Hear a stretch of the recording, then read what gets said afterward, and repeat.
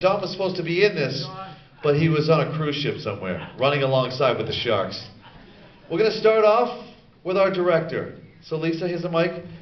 Well, did we forget somebody? Me. Ladies and gentlemen, 92 scenes. Give it up for the man, the myth, Steve Sweeney.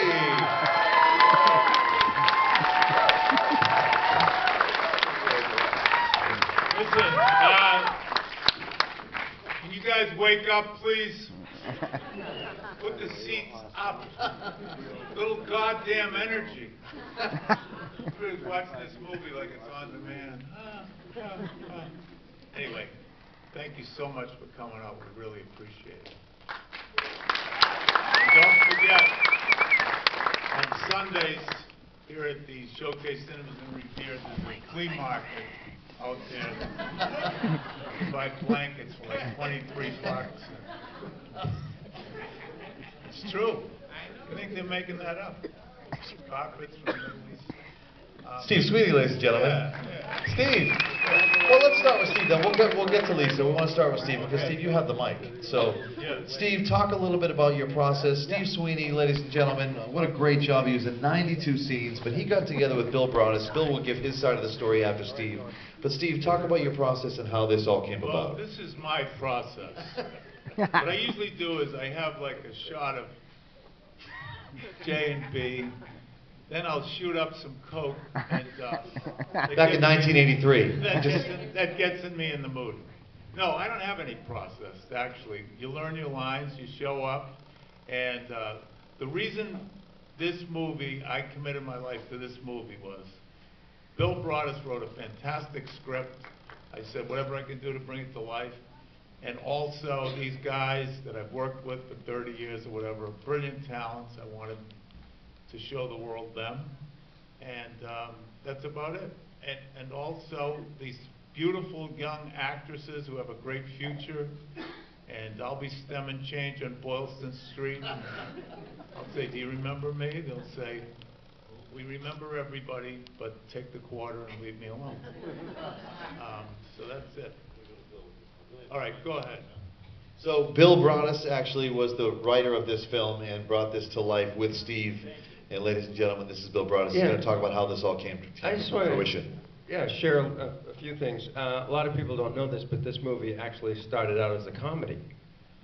But these goddamn seats. And when we played it in other places, people had a little, we're grateful you're here, but these seats are like, oh. Could you imagine a comedy club with seats like this? I think a few people actually died up in the back. No, they were here when we came in. This is really the great story behind this movie. The fun thing was, we really used to meet at a coffee shop, and we talked about doing something like this with Mike King, producer, and just eventually, next thing you know, almost like 8 years later, here we are. And that's what it took. It started out a long time ago, started writing it, thought we had somebody to help us fund it. We didn't. A couple of years would go by. So you always hear those stories in Hollywood. It's absolutely true. It doesn't happen overnight. It takes a long time. And then all of a sudden, all these people came together. And most of us didn't know each other. Nobody still knows who Frank is. But everybody then, and we just became on a low budget, but we just, it was just a great spirit working on this, and everybody had a blast doing it, so we're just so proud of it. And Frank. Bill Broadus, everybody. So proud of Frank. Believe me, Frank will have his time on the mic. And I think it was just so much fun to be able to use all the Boston comics. That was the best part of it. It's about local comedy.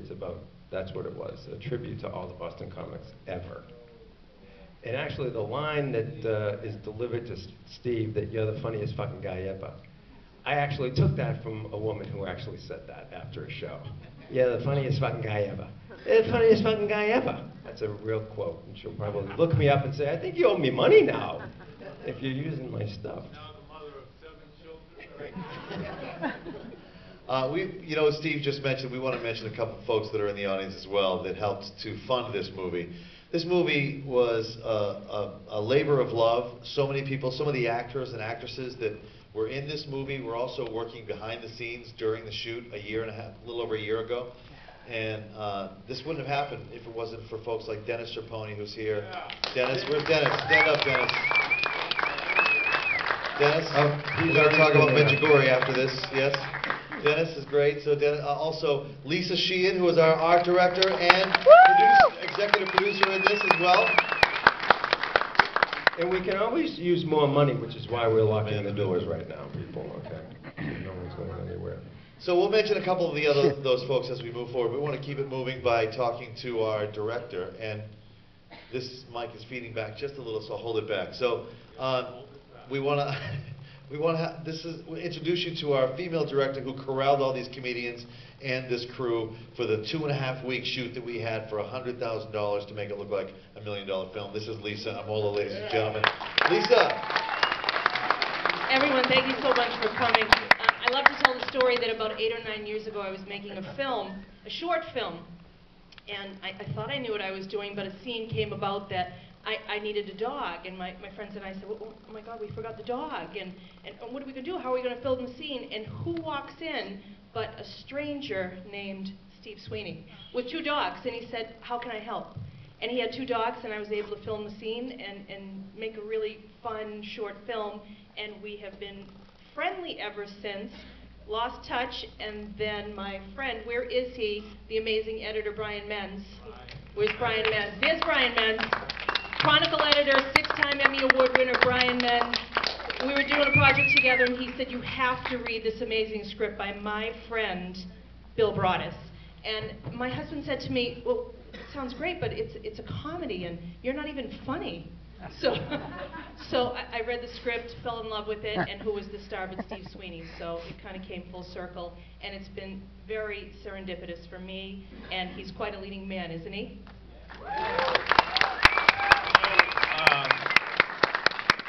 Being part of the Me Too movement, I wanted to get a woman director. Harvey Weinstein had gone through that. It's a very sensitive subject, but I've been harassed on a lot of movies. I did something about Mary Cameron Diaz. I said, look, I'm trying to work. I'm trying to work. I'm trying to focus. Don Gavin's been through that so many times. I have, and you guys asked me to be in the movie. I regret that I was not around. I was forced to do 6 weeks in New Zealand and Australia working on cruise ships, and I couldn't make it. But Don Gavin, if you haven't seen him, I'm telling you, he's one of my best friends. Probably he's my best friend. We really wanted him to be in it, but I got to tell you, at the very end, I didn't know that these great folks, had put in the comedians that have passed away. That was a nice Bill's idea. That was fantastic, because we've lost a lot of great friends, so that was great. And moving this right along, we want to, just to mention before we move to Tony and Frank, because we want to bring in more comedians here. Joe Rogan is the biggest podcast in the world, Bill Burr. All these guys, when they talk about, they all started here in Boston, and they talk about the best comics that ever lived and walked the face of the planet, and they all say, the best comedians ever, to show you how to do it. Sweeney, Gavin, Clark, Tony, Frank, these were the guys, anywhere. Bill Burr, who opened for us, just played the frickin' Boston Gardens, okay? And Tony opened, and you can see me at the fucking Aku Aku. Am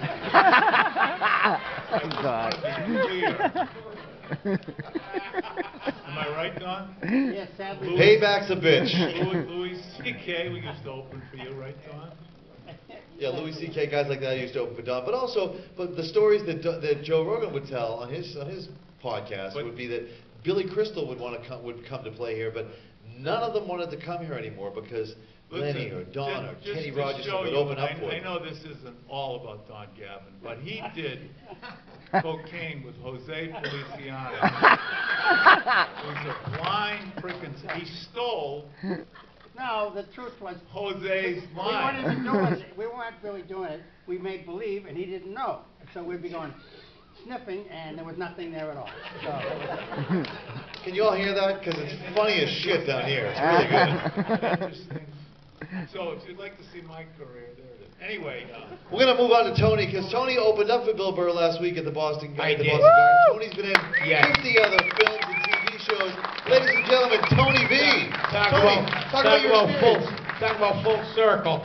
I opened for Bill Burr at the Boston Garden, and he was a kid that we used to, give us rides to gigs when we just got started. And the beauty of that gig for me was I live in Charlestown, so I got to walk to work that night.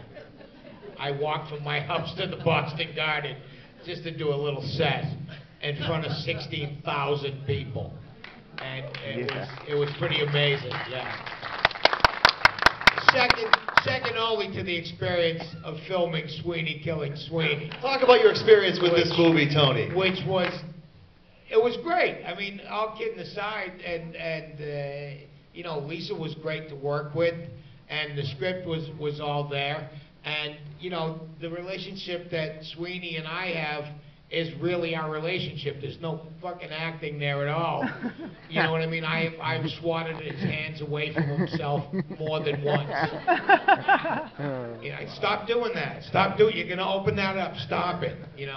So it was sort of a grueling shoot because we did it all in 2.5 weeks, as they said, but everyone was rowing in the right direction and in the same direction, and it worked out real well. So much so that I don't know if you noticed, but my neck actually moved to L.A. and got its own agent, and is now working sitcoms. Yeah, it's a true story. Meaning his neck was really wide. Get it? Okay. Wow, they don't get anything. I'm sorry, Tony. They were all taking naps halfway through the movie, but Tony V, everybody. Now, before we do that, we're gonna ask you guys, think of a good question now while I introduce you to the most humble man I know. The Bada Bing bartender from Sopranos and so many other great gigs. Ladies and gentlemen, Frank Santarelli. yeah. Thank you very much. I was on The Sopranos, so I didn't really have to be in this film.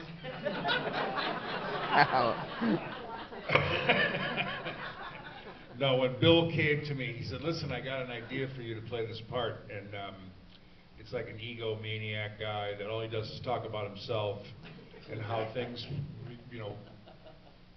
look on him and how he perceives the world and every show he kills. I said, oh yeah, well, who's the character? He goes, well, it's you. And I said, oh, you want me to play me? And he goes, yeah. And I go, are you fucking crazy? I can't do that. You're right, these people suck. Did you guys get blood today? It's a quiet room, Frank. They love you, man. It was a really great group dynamic. We had a lot of fun. I wish my part was bigger. They all say. And it was really fun. It was a lot of fun and great energy coming off of everybody. And hopefully we'll move on to Cannes Film Festival. Oh yeah, and Sweeney Killing Sweeney too. Wait till you see that one. Or as Don Gavin said, Sweeney Killing Sweeney also. Yeah. Jonathan Katz too. Wasn't he amazing? Oh Wow. We went to Jonathan Katz's house, and I'm the assistant director of the film, but it's also called the first AD. So he says he's waiting for me to get to his house to ask this question, to go, what was your job? I said I was the assistant director. He goes, what's that called? I said I was the first AD. He goes, ever? The kind of comedy he had. Yep. They're rolling in the aisles. Okay, ladies and gentlemen, anyone have a question? Question, anyone? Any questions for any one of these guys? Way up on top, ma'am. You like Phil Donahue. You gotta yell it out. What was the process like producing the music? How did that work?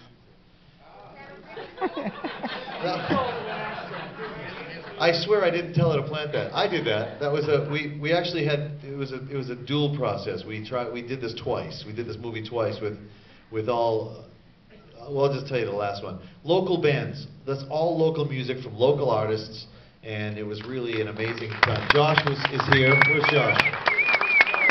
Where is he? Josh did an amazing job. His song "Lost in Space" isn't it? Lost in Space, right?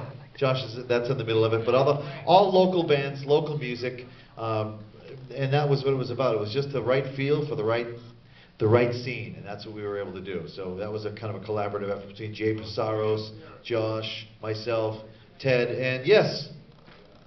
Us girls just want to know if there was any chemistry between Sweeney and Carla. I'm not going to ask Steve that question. I want to ask Carla to come up here. Sharon, come on up.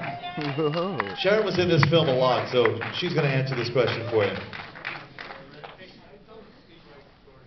While Sharon comes up, Steve's going to talk about the Stephen Wright story. Remember Stephen Wright? He came out of the woods.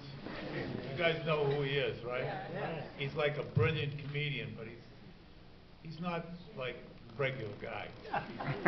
So he said, this is what he said. We were so excited to get him. He said, okay, I'm going to do the movie.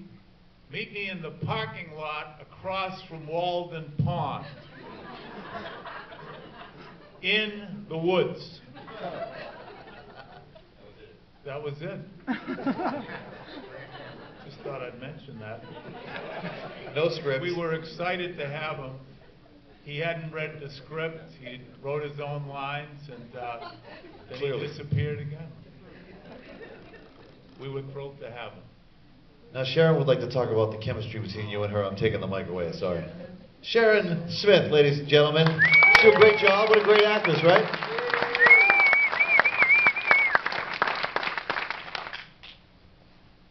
Well, I had originally asked if we could change the script a little bit so that I could have the romantic relationship with Frank. But Oh, Sharon pulls a funny. but Steve said no. Yeah, so we practiced for hours and hours and hours on our off time, which got me actually in trouble at different points, as Stephen knows, with everybody. But no, I mean, you know, I do feel like Steve and I have just a very natural chemistry with each other, and you know, I guess that's because well, I really love him, and we're getting married next week. Can I be open here? I wanted to have Frank as my romantic. And Sharon said no. Wow. Any other questions? Yes. That was not an awkward segue at all. Yes, ma'am. Yes. From an acting standpoint, how difficult was it to punch your characters as the real and that? How did you go about doing that? That was awful. No, it was really, you know, it's like, okay, so we're going to hit you in the back of the head with a broom at 10 at night in Quincy. What do you think? Oh, wow. That sounds great. Why don't you fall to the ground, and then why don't you throw a few boots in, too? So, anyway, that's what they did. How did we pull that? I think you said, I'm an old guy, man. You know what I mean? It's like, how did you do that? Oh, you know what it was? Stash, my friend. He came on, and I said, I got a great job for you. They're going to kick the shit out of you, and you'll be in show business. No, Mike choreographed it, didn't he? Well, no, it was Mike King and Stash and other people all played. Steve had to play all those parts, but then the other folks had to play. They all played his stand-ins at the same time. So we had to play all those scenes, and that was difficult for Lisa to direct, actually, to kind of wrangle everybody, get them in the right mood every single time. But the reactions were just having Steve do this 50 times over to get it right with the camera. That was it. Another question over here, yes? I have a question for the director. All right. Lisa, what was the hardest thing about directing a bunch of comedians? First of all, hi, Pat Frangolini. Just let everybody know, me and Lisa worked many years together back in the day. I love you, Pat Frangolini. You know, when you walk on a set with these comedians, they are Boston comedy legends. And yes, you go off of the wonderful words that Bill has written, and then you just allow them to play in this arena. They know one another, they're friends, they want each other to succeed. We had 20 or 30 people a day on set, behind the scenes, in front of the camera, and these guys made it look effortless. They had a ton of energy, they brought so much. It was an absolute joy for me to work with. I would throw in a thought, a little idea, but you just let them play in their realm, and you know, I was amazed each day watching them.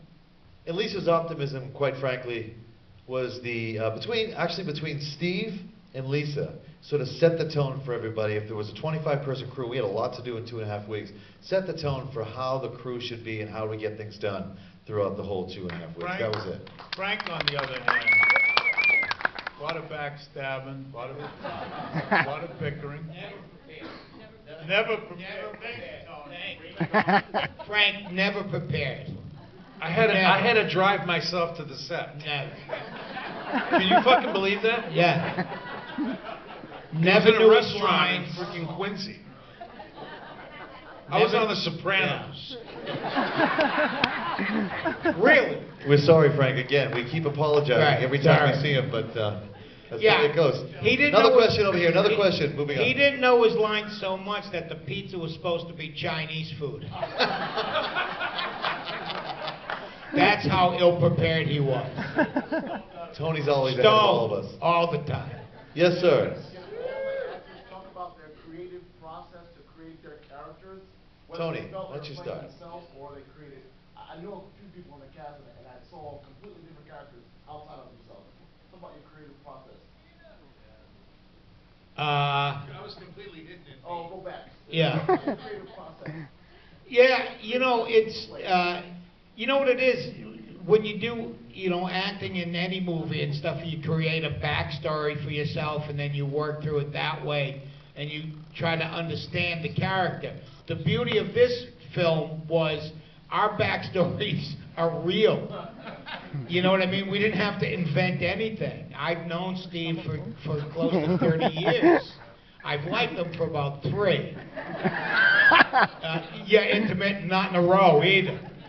We've had our difficulties, but you know, that working with Frank the same way. I mean, Frank and I have been acquaintances for about 20 years, you know, or a little bit longer than that. So it wasn't really hard to have to act. What it was difficult to do was to translate it to film, and you know, because sometimes in life we're a little bit bigger and.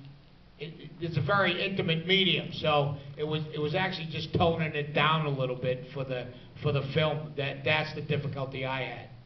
Yeah. Frank? I had an acting teacher that said the hardest part of acting is trying to make regular conversation look real. Anybody can be 110. Your Dustin Hoffman put makeup on and become an old man. To have conversation, just regular conversation, sound real, is the hardest acting in the world. When you're watching Law and Order and stuff like that, that's the hardest acting in the world, because the camera is so cruel. And I don't know if you noticed the digital cameras, but all of us look 140 years old. Digital cameras were brutal. You know, it's so... Every zit and pimple. Absolutely. I don't have any zits or pimples, but anyway. I know what you're saying. No, but that's the hardest acting, is just regular My talking. friend Paul Venuto. Did I pronounce your name right?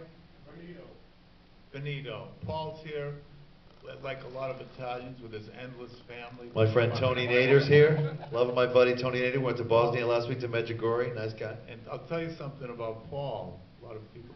Go ahead, ask your question first.